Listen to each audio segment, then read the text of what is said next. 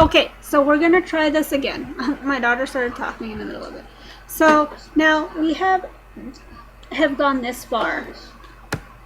Remember how we brightened up her face and left the background a little bit darker, so it just makes her stand out a little bit more. Now we're gonna work on her face and clean it up, because see how she's got like all the little pink blotches and stuff around, and it'll just make it look a little bit better. So now you want to go down here, see the little magnifying glass, click on that, and then you'll make sure you're on the zoom, and we're going to zoom it in on her face so that we can work on that a little bit easier.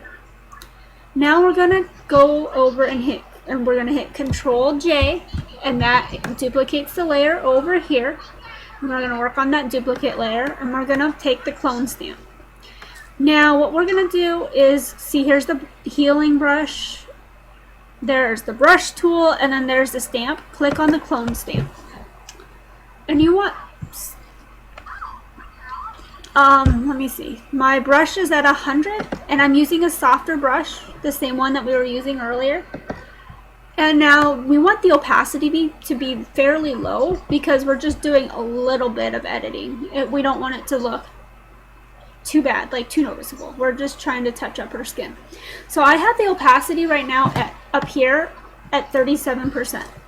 Now in order to use the clone stamp, what you want to do is hit Alt, the Alt button, and see how there's a target on that target area. When you left click on the button or on your mouse, it selects that area of skin. So I'll click that, and what it does is it takes that area, and then if you right or left click again and hold it down and start brushing, it covers that area up. And see how there's the X? That X kind of samples from that area. So you want to keep it, the sample skin close to the area that you're trying to brush. Now if you keep on holding down your left button on your mouse or on the laptop, you're going and just doing smooth motions, you're gonna get some smoothing, which is what we're trying to do. Now sometimes you're gonna have to reselect new areas, because as you get around the edges, you can't, you want to be able to work all the way up to the edges like that. And then if you mess up and you don't like what you did, you can go up here and do undo or step backwards.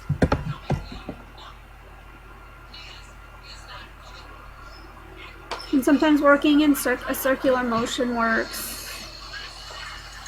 And all we're doing is just making her skin look a little bit more smoothed out. That's why we're doing it at such a low opacity.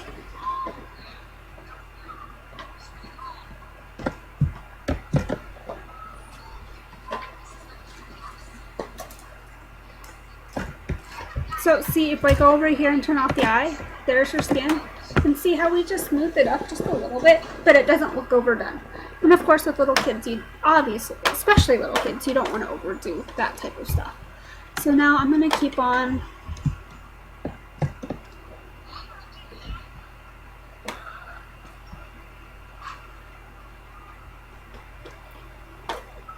so that it all looks even.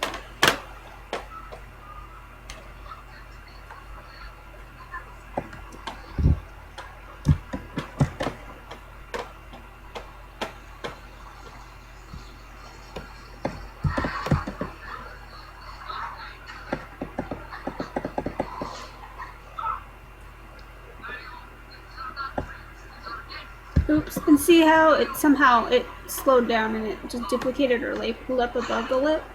So just undo. I'm gonna make it smaller. The left bracket makes your brush smaller, and the right bracket makes it bigger. So right bracket, left bracket. So I'm gonna make it a little bit smaller since there's a little bit less area to work with over here.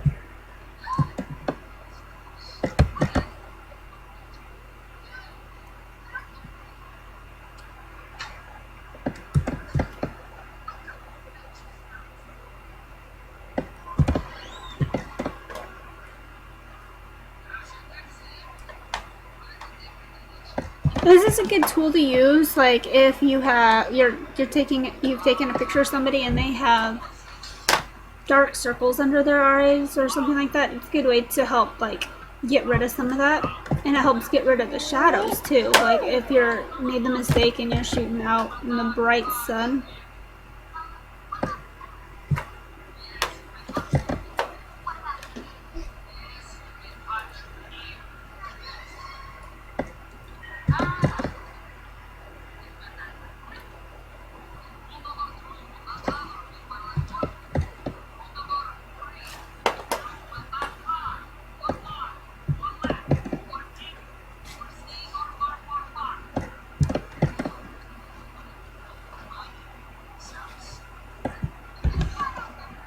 So now this is what it looks like.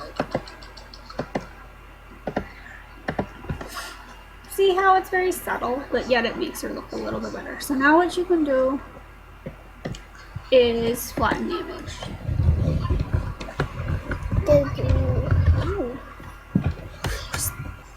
Okay, so now we can zoom out.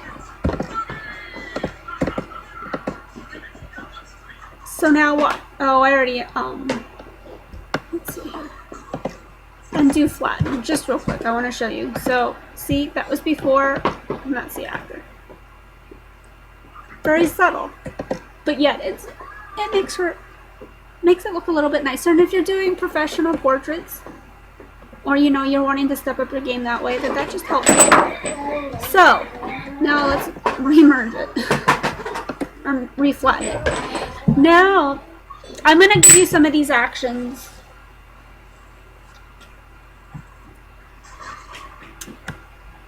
to use. One of my favorite ones is the Florabellas. So I'm going to run a classic color on it and see how this looks. So all you do, I'll help you with this, is you go to the actions and you pick the action that you want, and you go down here and you hit play. And now as you can see that it's loading them all up. So that's your picture without the action, and that's with the action. And what it does is, see over here, it does all these, somebody has done this at all these different layers, and they put it into one quote unquote action. And so that's what the action's for. Even brightens her up a little bit more. Now I'll show you my other ones that I like to use.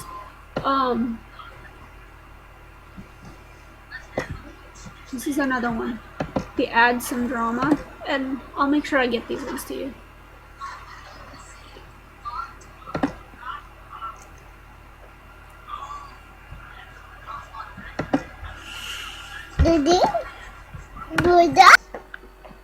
Okay, so before, I'm just running two actions.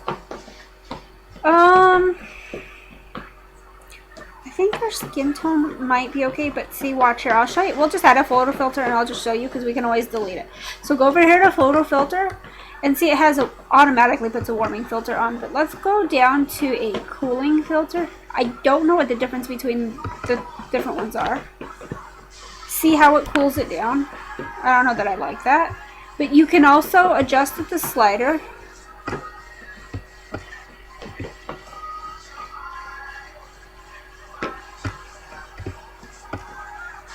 Let's see how it looks. Actually, yeah, the cooling does actually look a little bit better. So, if we wanted to,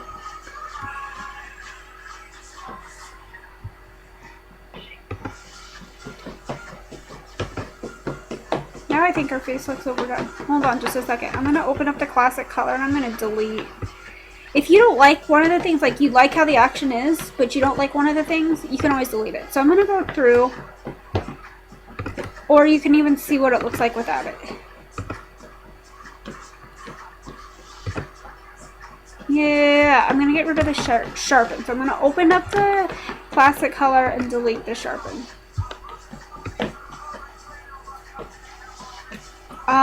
Let's see what else there is in here that might be doing it.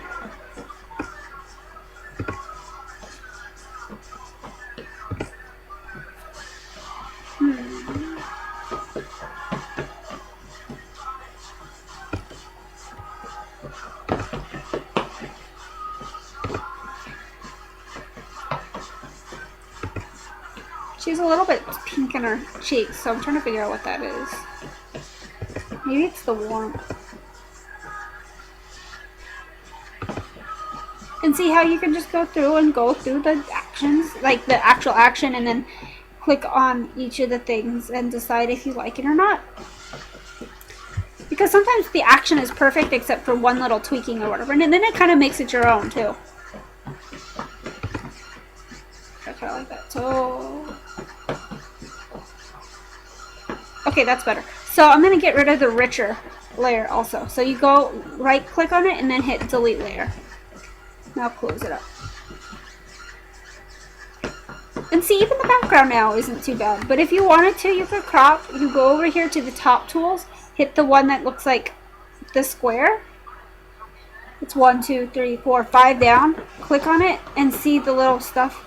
So now, if you wanted to, you could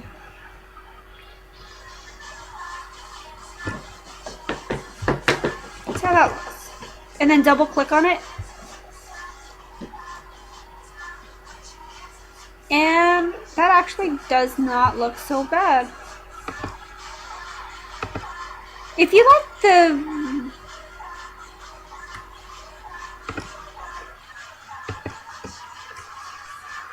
And there you go. I guess that's about it. I don't know what else. I mean, I'm sure there's more, but I'm trying to keep it easy for you. So there you go.